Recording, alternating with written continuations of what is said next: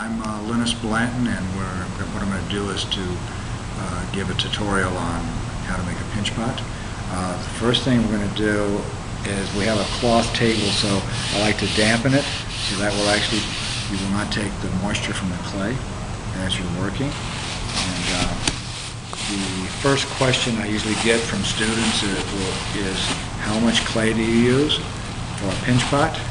And so what I usually say is, but whatever's comfortable in your hands, most of the time about the size of a pinch pot, a tennis ball.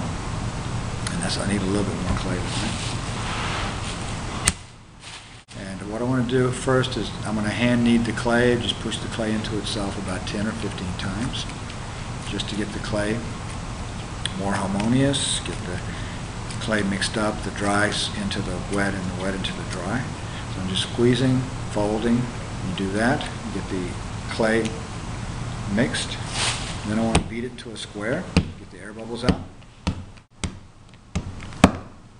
It's not how beautiful a square is, it's the compression of beating it onto the table that allows the air bubbles to come to the surface. 10 or 15 times is usually it. Now what I'm going to do is to tap it into a ball. Whatever's sticking out is what you want to tap.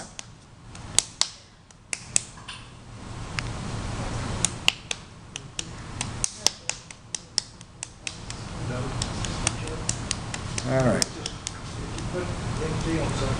So I'm going to stick my thumb into the clay and turn the ball of clay as I'm sticking it in, so my thumb is not round.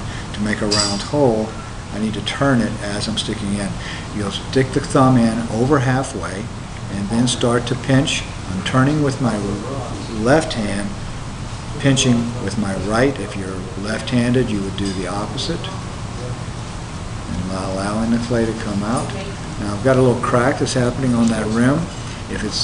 What I'm going to do, I'm actually going to take the clay and just push it back into itself. If it keeps reoccurring, I'll get a drop of water and put on it.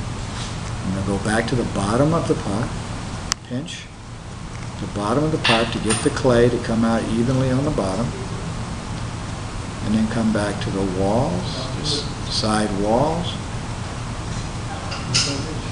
and then back to the rim. I'm getting a few little cracks. I'm just going to smooth those down. It's normal to get some stretch marks. You just smooth them down. This is the advantage of getting about a tennis ball sized piece of clay. I can actually reach around and even out the bottom. If you get too large of a piece of clay, it's more difficult. You might have to use some tools to pinch out the bottom or to even out the bottom.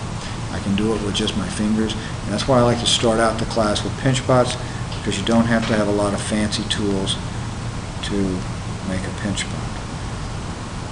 Going back to the rim, and start opening up the rim, pinching the clay gently, letting it slowly open up.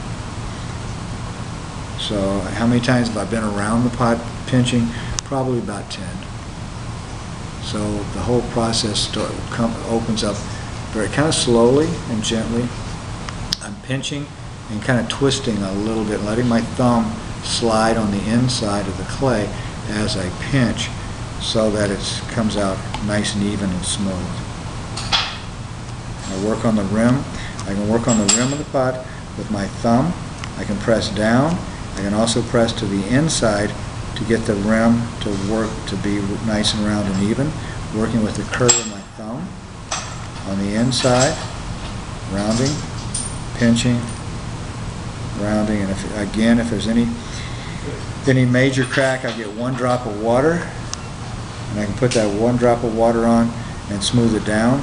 And the misconception is the more water the better, and it's actually it's not true, because of on hand building, a lot of times just one drop of water is all you need. If you put too much, the clay will get saturated and collapse. It's your choice if you want a flat bottom, which sometimes that's preferred. Hold the top level and tap it on the table. And if you want a round pot, you want it to roll, that's okay too. But just be aware of that, so that if you don't want it to roll, you can tap it, and then that's basically how you make a nice, pretty even pinch pot. Sometimes it's fun to see how thin you can get it, but once you get it too thin, sometimes it's difficult to design depending on what kind of designs you're going to put on. What I'll do is the next series of YouTube videos, I'm going to start showing you different ways to design the piece.